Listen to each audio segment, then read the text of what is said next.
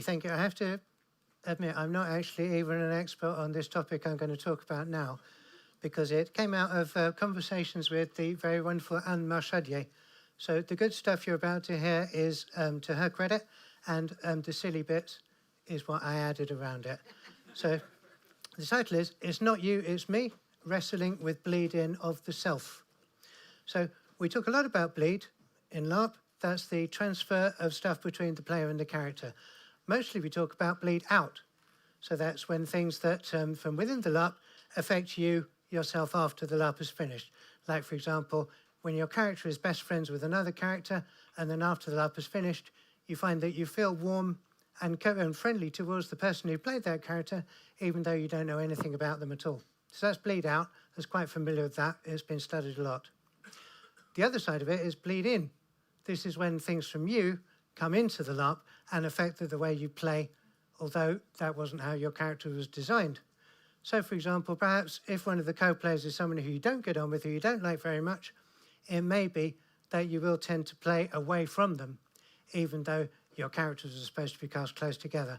And this may then kind of frustrate the design, but it's something that you have bled into the character that you're playing. So this kind of, what I'm calling emotional bleed-in, is quite well understood. But what we're going to talk about today is a different kind of thing, which is what Anne calls ontological bleed-in, bleed-in of the self. Wow, okay. So the last time I did one of these talks, the audience was set up on sort of quite a flat space. So the people at the front could see the bottom text, but the people at the back could only see the top text.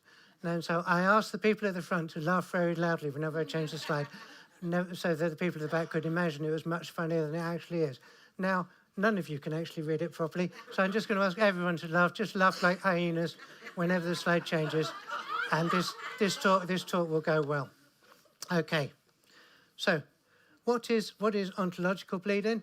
It is when your character's behaviour and their actions and so on are affected by things that you've brought in with you into the Larp that are just about who you are and how you are as a person. Okay? They're not choices that you've made, they're just essential properties of you that because you are in this Larp, your character is endowed with them. So what sort of things am I talking about? So let's start with sort of very simple things, physical factors. The body that you share with your character and the essential properties that your character is forced to accept, like how physically strong are you, it's not really possible for your character to be physically stronger than you are. Do you have a disability? Do you have restricted movement? Do you depend on external aids, such as glasses, walking sticks, hearing aids? These end up having to be part of your character, whether or not the character was originally designed to be that way. So I have really bad hearing, therefore all of the characters I play necessarily also have bad hearing too. Age is another factor. If you're an older person, will your characters by default be perceived as being older as well, even if they're intended to be young? And gender, will your character always be seen as being the same gender that you're perceived as? So these are quite simple physical things that we bring into our character just because of who we are.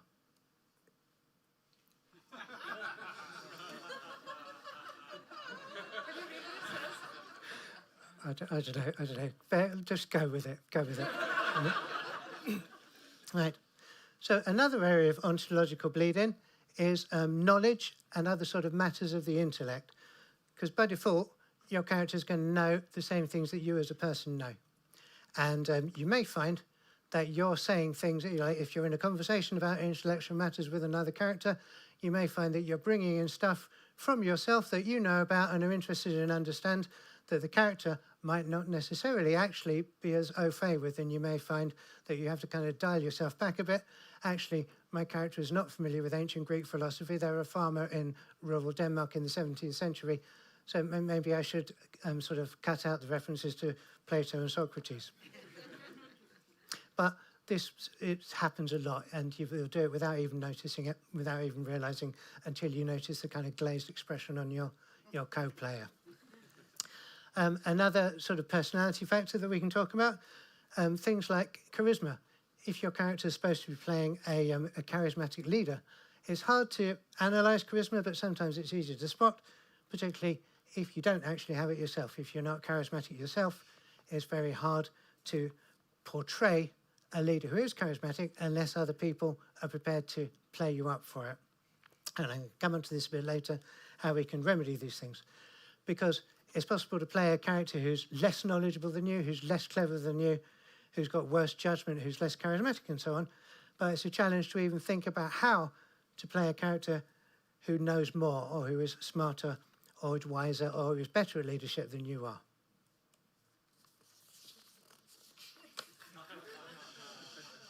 Okay, so the next area of ontological bleed-in, let's talk about politics. Characters in historical LARPs are absolutely notorious for being much more friendly towards progressive causes, such as votes for women. Should women have the vote? No, that's a terrible idea, says Mr. Victorian. But after about 5 minutes, he says, oh, actually, I see your point of view. And the reason is that LARPers, who are mostly very progressive, find it really, really hard to really inhabit the mindset and the moral values of someone who is not at all progressive in these important ways that we take for granted as part of how society should be and how people should be towards each other. So kind of identifying with a viewpoint that you personally think abhorrent is a really hard thing to do as a LARPer. And it may be that if the designers have expected there to be a heated debate around the Victorian dining table about votes for women, they may find that actually the scene falls a bit flat because after 5 minutes, everyone has seen the light and is agreeing with each other. So politics, in this sense, is just a part of a more sort of general moral code. Our personal sense of right and wrong is really deeply embedded in us as people. And so we can't help but, by default, we will bring that to our characters. For example, the idea of putting family honour above considerations of love, to most of us LARPers in kind of Western society, is a really weird one, and you wouldn't do that, and it's going to be hard to roleplay. But actually, to lots of people in the world, even here in Oslo, this is perfectly natural and is the normal way to behave. Of course, family honour is more important than considerations of your personal love. Religion's another thing. Difficult for LARPers who are not themselves religious to play religious characters with any conviction. It is hard. And it's important to recognise that this kind of ontological bleed-in will happen unless you actively work against it doing so. So, what can we do about it? Let's start with physical factors. This is a matter of design and working with the organisers. So if you're in a wheelchair and you're playing the head of the evil cult, perhaps share your needs with the organisers beforehand, and they can then make it so that the massive demon summoning ritual doesn't happen in the deepest cellar. Instead, it happens on the terrace that leads into the garden, and you can get on there with your chair and lead the ritual from the middle without any problems, and this then becomes part of the fiction. But they have to know about it. They have to know your needs in advance. For intellectual and personality type factors, getting co-players to play you up can go some of the way. And before all the LARPs that we organise, and a lot of LARPs I've been to, before the start, during the workshops, there's a kind of a round of who wants to be played up for what. If you're not familiar with this, it's like each person gets a chance to say, well, my character is actually a really charismatic leader, and your characters have all been obeying them for their whole lives. So please, when I say and do something, then obey it instinctively, pretend like, and they're using a lot of charisma, and then I don't feel a pressure on me to have to somehow manifest something that I don't actually have inside me. For things like gender and age, as we talked about, if the LARP has name badges, then these can include information such as what is the character's apparent age supposed to be, what gender are they supposed to be. It may be immersion breaking, and some people hate name badges, but for me, it's an accessibility issue as well as something that allows people to feel comfortable that they are being perceived as what they're supposed to be playing.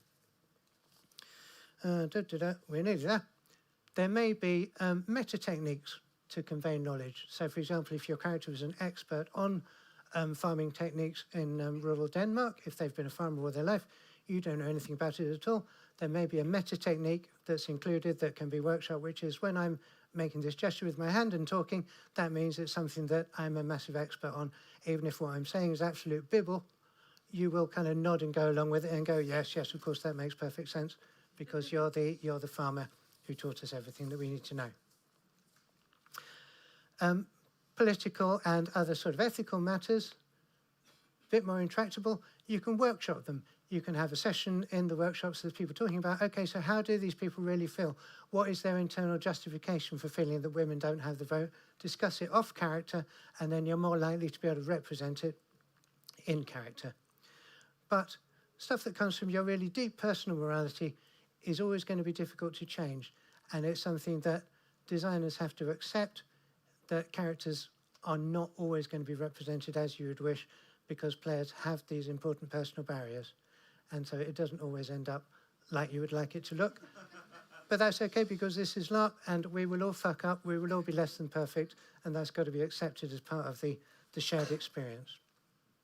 And finally, a set of thoughts which are more sort of questions. I don't have answers for any of this, but perhaps you do, or perhaps you'll find answers in discussion afterwards. How does ontological bleeding interact with how you actually LARP, your personal process of LARPing? Does it mean, for example, that you can only really immerse into a character if the character matches up really well with yourself, with your ontology? Is the character sufficiently different from you? Does that mean that you can never really immerse into them? There's something to think about. Does it mean that you need to constantly be thinking about how you're reacting to stuff that's happening during the LARP? Do you have to think, am I reacting as my character or is it as myself? Does awareness of this mean that you'll end up spending a lot of energy on steering to avoid the effects of ontological bleeding? So it's not, I don't have answers, I don't have solutions, I'm just bringing this up because I think it's something we don't pay much attention to. But if we can, perhaps our LARPing can be even more wonderful and amazing than it already is. So have a think, take it away. Ontology is up here, but it can be out here, and it's something that we all share and we can understand and sympathise with each other around it. Thank you.